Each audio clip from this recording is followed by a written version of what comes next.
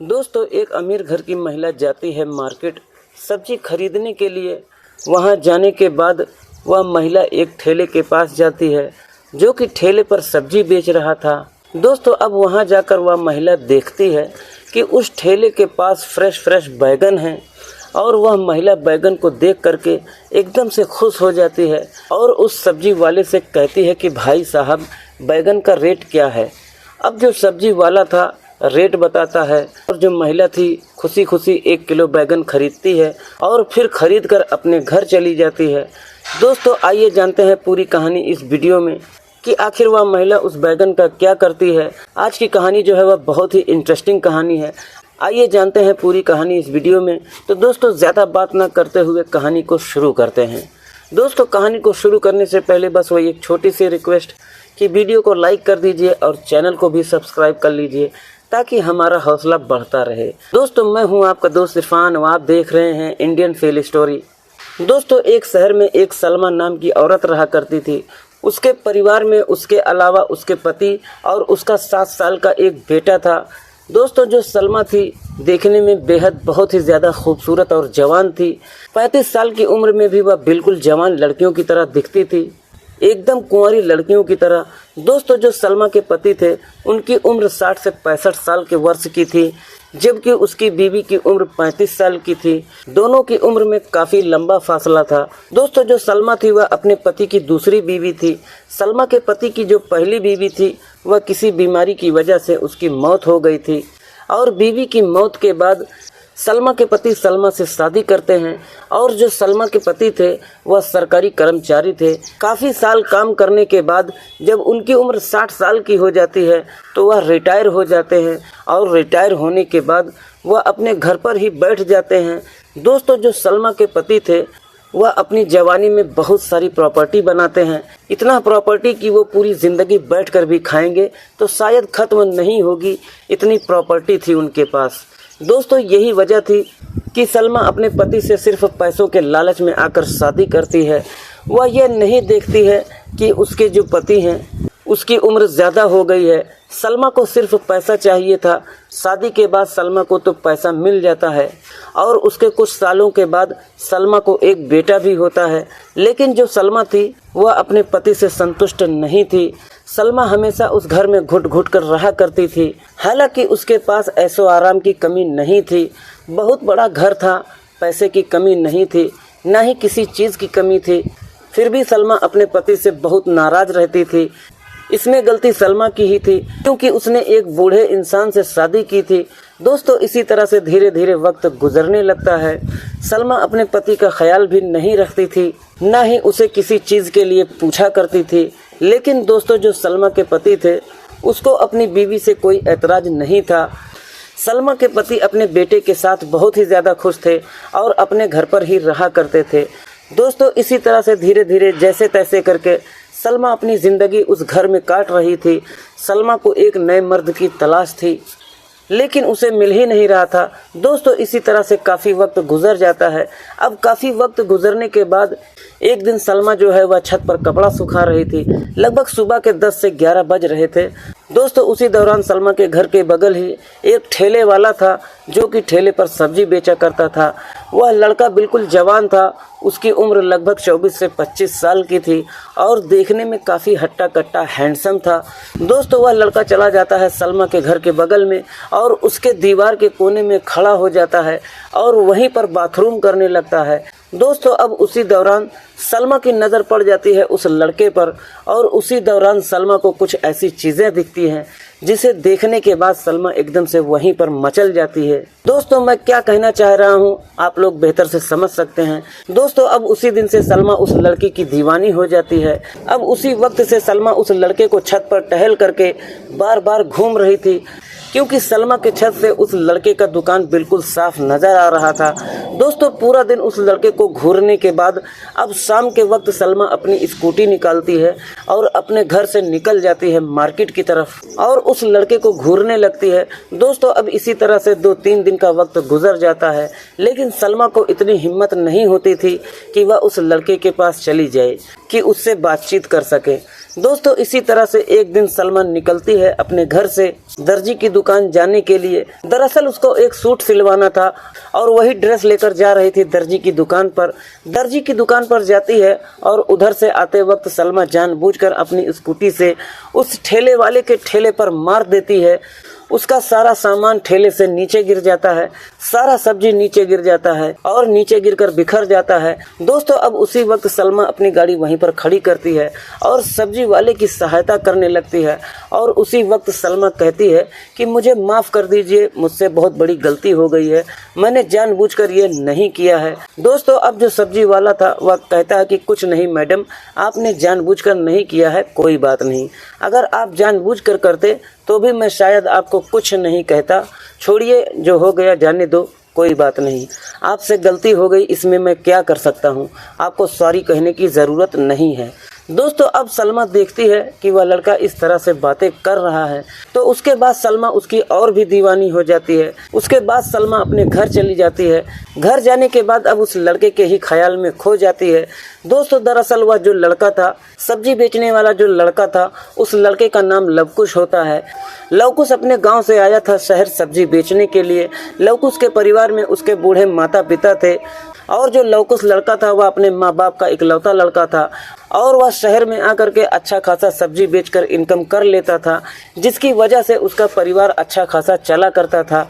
हर महीने वह अच्छी खासी रकम अपने माँ बाप को भेज दिया करता था और उसी सब्जी बेचने की वजह से उसका घर चल रहा था। लवकुश बहुत ही समझदार और बहुत ही सुलझा हुआ लड़का था। उसको सिर्फ अपने काम से मतलब था, इधर उधर की बातों में उसे कुछ ज़्यादा इधर उधर करने में इंटरेस्ट नहीं था। दोस्तों अब इसी तरह से धीरे धीरे अगला दिन निकल आता है। जब अगला दिन निकलता है तो अगले दिन शाम के वक्त जो सलमा थी वह एक बैग लेती है और चली जाती है मार्केट सब्जी खरीदने के लिए। सब्जी खरीदने के ही दौरान सलमा की नज़र उसी लड़के पर पड़ जाती है और जब उसके ठेले पर देखती है तो वहाँ पर ताज़ा ताज़ा और फ्रेश बैगन रखा हुआ था। दोस्तों अब जो सलमा थी उसी लड़के की दुकान पर चली जाती है और वहाँ जाकर बैगन का भाव ताव पूछने लगती है। दोस्तों जो लड़का लवकुश था वह सारी सब्जियों का भाव बता देता है। उसके बाद जो सलमा थी वह कहती है कि ठीक है लवकुश, तुम 1 किलो बैगन मेरे लिए पैक कर दो। अब जो लवकुश था 1 किलो बैगन नापता है और पैक कर देता है। पैक करने के बाद अब जो सलमा थी पैसे देती है और खुशी खुशी अपने घर चली जाती है। घर जाने के बाद सलमा अपने पति से कहती है कि देखिए मैं आपकी मनपसंद सब्जी लाई हूँ, जो कि वह बैगन है, वो भी बहुत ही ताज़ा और फ्रेश माल है। दोस्तों अब जो सलमा के पति थे वह भी बहुत ही ज़्यादा खुश होते हैं और कहते हैं कि बेगम तुम मेरे लिए बैगन का अच्छे से सब्जी बना दो, मैं यही खाऊंगा। दोस्तों अब जो सलमा थी किचन में जाती है, अपने पति के लिए खाना बनाती है और खाने में वही बैगन का सब्जी बनाकर अपने पति को परोसती है। अब जो सलमा के पति थे वह खाकर बहुत ही ज़्यादा खुश होते हैं। दोस्तों अब इसी तरह से धीरे धीरे 2-3 दिन का वक्त और गुजर जाता है। अब लगातार सलमा उसकी दुकान में जाने लगी थी। अब एक दिन फिर से जाती है और जाने के बाद लगभग 15 से 20 मिनट तक उस लड़के से हंसी मजाक करती है और कुछ सब्जी खरीदती है और वहीं पर सलमा कहती है कि लवकुश तुम अपना नंबर मुझे दे दो, कभी भी ज़रूरत पड़ेगी तो मैं तुम्हें कॉल करूंगी, तो तुम मेरे घर में सब्जी को होम डिलीवरी कर देना। मेरा घर तो तुम देखे ही हो, ज़्यादा दूर है भी नहीं। दोस्तों अब जो लवकुश था वह कहता है कि ठीक है मैडम, आप अपना नंबर मुझे दे दीजिए। दोस्तों अब जो सलमा थी वह अपना नंबर दे देती है और उसी दिन से उस लड़के को सलमा मैसेज करना शुरू कर देती है और बहुत तरह से मैसेज करना शुरू कर देती है। अब आए दिन दोनों में मैसेज के जरिए बातचीत होने लगी थी। दोस्तों अब जो ये बात करने का सिलसिला था लगभग 1 से 2 हफ्ते तक चलता ही रहता है।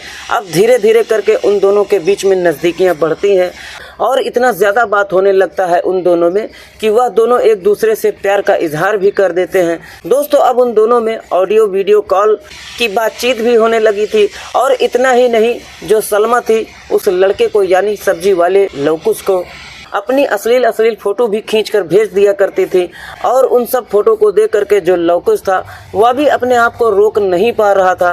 दोस्तों अब इस तरह से उन दोनों में बातचीत होते हुए लगभग 1 से 2 महीने का वक्त गुजर जाता है। दोनों 1 से 2 महीने का लैला मजनू की तरह एक दूसरे से कॉल पर लगे रहते थे, बातचीत किया करते थे। अब जो सलमा के शौहर थे, जो सलमा के पति थे, वह भी देखकर दंग रह जाया करते थे कि आखिर उसकी बीवी बात किससे करती है। लेकिन जो सलमा के पति थे वो ज़्यादा माइंड नहीं करते थे। तो दोस्तों इसी बीच सलमा अपने प्रेमी को कॉल करती है और कॉल करके कहती है कि अब तुम्हारे बगैर ऐसे नहीं रह सकती, मैं तुमसे मिलना चाहती हूँ। दोस्तों अब जो सब्जी वाला था वह कहता है कि ऐसी बात है तो मैं आ जाता हूँ आपके घर, वहीं मिल लूँगा। लेकिन दोस्तों जो सलमा थी वो मना कर देती है और कहती है कि तुम मेरे घर नहीं आ सकते, मेरे घर में मेरे पति हर वक्त रहते हैं, वह कहीं जाते नहीं हैं, उनका कोई काम अब नहीं है, ऐसे में हम यहाँ नहीं मिल सकते। एक काम करती हूँ, मैं तुमसे बाहर मिलूँगी। दोस्तों अब जो सब्जी वाला था वह कहता है कि यार मैडम बाहर हम कहाँ मिलेंगे। तो सलमा कहती है कि मैं एक होटल बुक करती हूँ, मैं तुम्हें लोकेशन और एड्रेस भेज दूँगी और जो है तुम वहां पर पहुंच जाना। दोस्तों अब अगले दिन के लिए सलमा एक होटल बुक करती है। सुबह सुबह लगभग 10 से 11 बजे के बीच सलमा अपने पति से कहती है कि मेरी अम्मी की तबीयत बहुत ही ज़्यादा ख़राब हो गई है और मैं 4-5 घंटों के लिए अपने घर जा रही हूँ, आप अपना ख्याल रखिएगा। अब दोस्तों जो सलमा के पति थे वह ज़्यादा शक नहीं करते थे और कहते हैं कि अगर तुम्हारी अम्मी की तबीयत ख़राब है तो तुम जा सकती हो। दोस्तों अब जो सलमा थी वह स्कूटी निकालती है और चली जाती है उसी होटल में। होटल में पहुंचने के बाद अब अपने प्रेमी को फ़ोन करती है। अब जो उसका प्रेमी था, जो लवकुश था, वह कहता है कि ठीक है मैडम जी, मैं आधे घंटे में आता हूँ। अब जो सब्जी वाला था वह अपनी दुकान में एक स्टाफ को रख देता है और वह चला जाता है पहले मेडिकल स्टोर से वह एक शक्तिवर्धक गोली खरीदता है और वहीं पर पानी से खा लेता है। और उस गोली को खाने के बाद जो लवकुश था वह चला जाता है सीधे उसी होटल में जाकर पहुंचता है और उसके कमरे में जाता है। अब कमरे में जाकर वह दोनों एक दूसरे के पास बैठते हैं और बातचीत करने लगते हैं। बातों ही बातों में वह दोनों एक दूसरे के बेहद करीब आ जाते हैं और एक दूसरे के साथ में वह संबंध बना लेते हैं। लगभग 2-3 घंटे के बाद वो दोनों उसी कमरे में होते हैं। जब दोनों एक दूसरे से फ्री हो जाते हैं उसके बाद दोनों वहां से बाहर निकलते हैं और दोनों लोग, जो सलमा और लवकुश थे, वह अपनी अपनी जगह पर चले जाते हैं। वो जो सब्जी वाला लड़का था अपनी दुकान पर चला जाता है और जो सलमा थी वह अपने घर पर चली जाती है। दोस्तों उस दिन सलमा जब अपने प्रेमी के साथ संबंध बनाती है उसके बाद सलमा उस लड़के को और भी टूट कर चाहने लगती है। अब सारा दिन सारी रात वह उसी के ख्यालों में खो जाती है, हर वक्त सिर्फ उसी के बारे में सोचने लगती है। दोस्तों इसी तरह से धीरे धीरे लगभग 3-4 दिन का वक्त गुजर जाता है। अब सलमा के मन में यह ख्याल आने लगता है कि अब शायद वह लवकुश के बगैर नहीं रह सकती। दोस्तों अब जो सलमा थी उसके मन में यह ख्याल आने लगता है कि अब वो लवकुश से शादी कर लेगी, क्योंकि उसके मन में यही ख्याल आ रहा था कि अब वह उसके बगैर नहीं रहना चाहती थी। उसका जो शौहर था, जो सलमा का पति था, सलमा का पति उसे वह सुख नहीं दे पा रहा था जो कि लवकुश उसको दे चुका था। अब यही सब सोचने लगती है, लेकिन दोस्तों उसके मन में और भी तरह तरह के ख्याल आ रहे थे। अब सलमा ये भी सोचती है कि लवकुश के पास तो उतने पैसे हैं नहीं, इसके अलावा बहुत सारी ख्वाहिशें हैं ज़िंदगी में, बहुत सारे ऐसो आराम हैं, वह तो लवकुश पूरा नहीं कर सकता, वह सिर्फ उसका पति ही पूरा कर सकता है। अब वो ये सोचती है कि लवकुश के साथ में तो उसका एक्स्ट्रा अफेयर मटेरियल चल ही रहा है, लेकिन वह अपने पति के साथ भी रहना चाहती है। तो दोस्तों इसी तरह से धीरे धीरे लगभग 2-3 महीने का वक्त और गुजर जाता है और जो सलमा के पति थे उनको कुछ पता ही नहीं चलता है। दोस्तों अब इसी तरह से धीरे धीरे वक्त गुजर रहा था। एक दिन जो सलमा का पति था वह सलमा से कहता है कि सलमा, मैं जा रहा हूँ बाहर किसी काम से, मुझे आने में सुबह हो जाएगी, तो तुम अपना ख्याल रखना और बाबू का भी ख्याल रखना। दोस्तों जो सलमा थी वह बहुत ही ज़्यादा खुश हो जाती है और कहती है कि ठीक है जी, आप अच्छे से जाइएगा।